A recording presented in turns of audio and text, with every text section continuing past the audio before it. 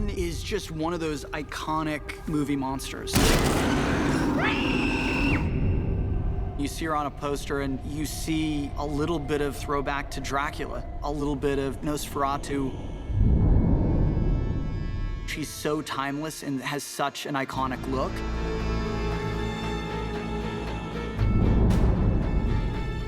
She's one of the ultimate horror movie icons, and with this film, I just wanted to take her further. I wanted to explore the manifestations. Right. I love the idea of the Conjuring universe in Europe, and I love vintage magazines and vintage newspapers.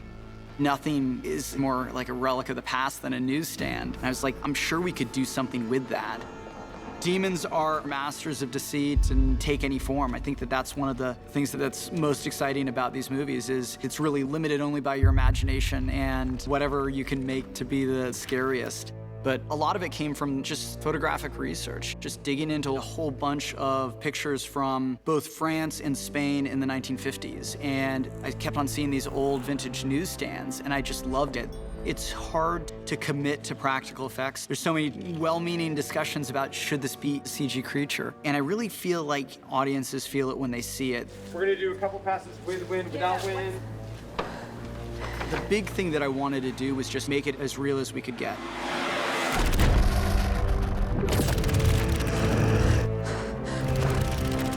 And we did so many different explorations with it, but ultimately it really feels of the period, and it's a sequence that you've never seen before.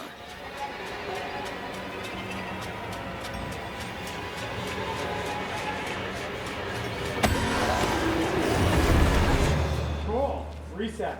Cedric the Altar Boy came out of an image that I saw of this altar boy in the street in a funeral procession, and he had the thurible that holds the incense. The street was smoky and the thurible was smoky. And it looked so beautiful and so creepy at the same time. Mark. I just thought the altar boy would be a really iconic character and authentic to the time. Cedric.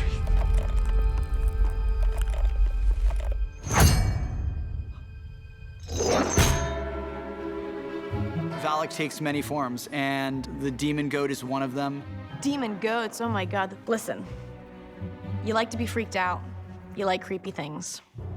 We got it all. The rumor is, if you look away, the devil will appear in the form of a monstrous goat. They say that if you stand at the right place, at the right time, the sun shines through the window and makes the goat's eyes glow red, and that is the devil. Whatever you do, whatever you hear, don't look away. The kids had these theories and these ghost stories, and I really connected to that. I remember growing up with ghost stories. There's something very universal about that. You're a little high, can you go lower? I think there's something great about just an old school monster. Stop! That's it. The main rule is that you can't ever turn your back on the goat. We knew that it had to come to life, and the big question is, what does that look like? So the demon goat is an amazing character because that creature is a man in a costume.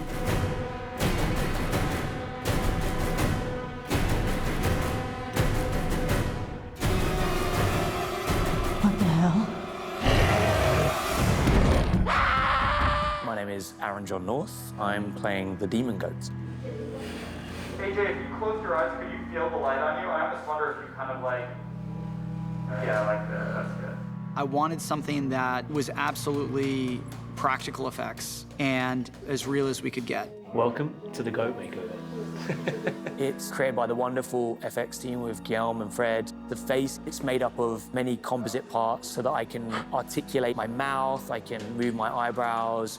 The teeth are very sharp, but they help my face and my mouth be more goat-like or more animal-like. Voila. We had this incredible team in France, and it was representative of the entire French crew, where they were treating it as art. And making art in France, it's one of the highest callings. The detail that went into the makeup effects, it was incredible. It was just another level. Even things that you weren't gonna see were amazing. My costume involves many different intricate pieces. The effects move with me. There's nothing mechanical there, it's actually me moving. We have specialist arm extensions built by Creature Bionics that will help me specifically move around on my arms, gives me that predator vibe. The whole process takes around 4 hours.